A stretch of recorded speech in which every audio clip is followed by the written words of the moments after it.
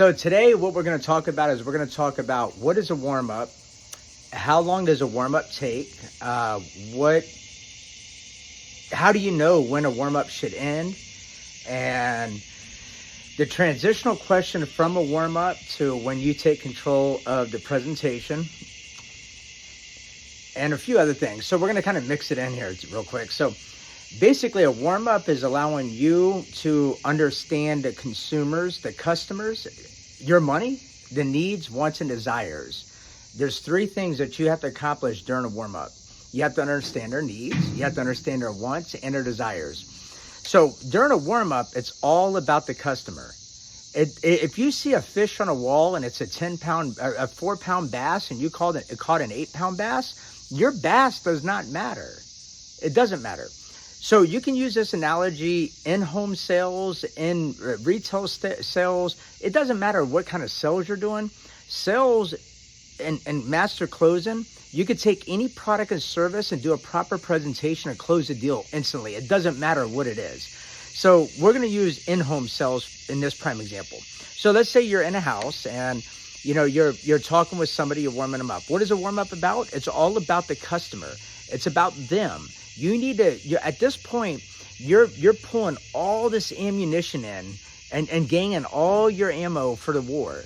And the war is to close. So you're wanting to find out as much as you possibly can find out. Give them compliments, put them on a pedestal, put them on ether, make them feel good, and make yourself less inferior to the consumer, to the customer. Okay, so you're going to listen to them. Now, once again, let's talk about the bass. If they have a bass on their wall and you caught a bigger bass, what does that matter? It does not matter.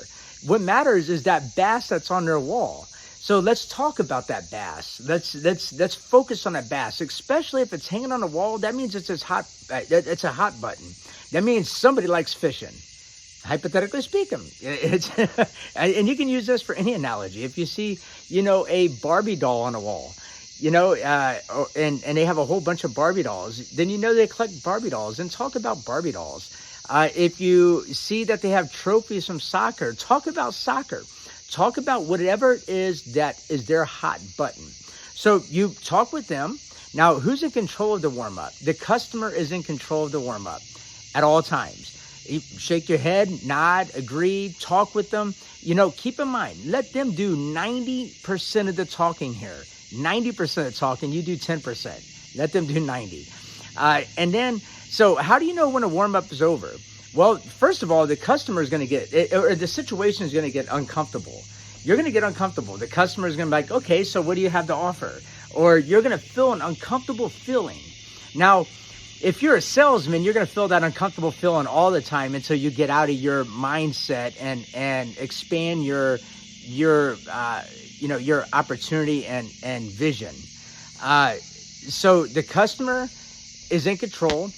When it starts getting uncomfortable, the customer is now telling you to move on, or you're feeling an uncomfortable feeling, it's time to end it. How do you end it? How do you go from them taking control to you taking the control? It's called a transitional question. Ask a transitional question, move them from the control, the power of control from their hands to your hands. And a transitional question is something like, for the nature. So how long have you been thinking about putting new windows in your home? And what made you decide to do something about it today? Or how long have you been thinking about hiring a lawn service? And what made you think about doing something about it today? So that's a transitional question to take control of the situation. I'm going to make more videos, and the training is going to continue on and on. I simply ask you if you want to hear more, and if you want me to turn you into a master closer, because I guarantee I will, there's nobody's going to teach you better than I'm going to teach you. Like the button, subscribe, leave a comment. If you're having some kind of, stuck situation in sales, or you need some advice or guidance, I train people every single day. This is first nature to me, and I'll be more than happy and delighted to educate you, to help you find that next level in your life, because you can make a lot of money in sales. So I'm here to help you. But anyways, like the button, subscribe to the button, and I'm going to continue to add on from this. But this video is who's in control of a warm-up, how long does a warm-up last, and how do you take back control over a warm-up. So the next video is going to be you know, the transitional question, the different types of transitional questions, and how you begin to mold your clothes at that time period. So stay tuned to the next video. Have a great night.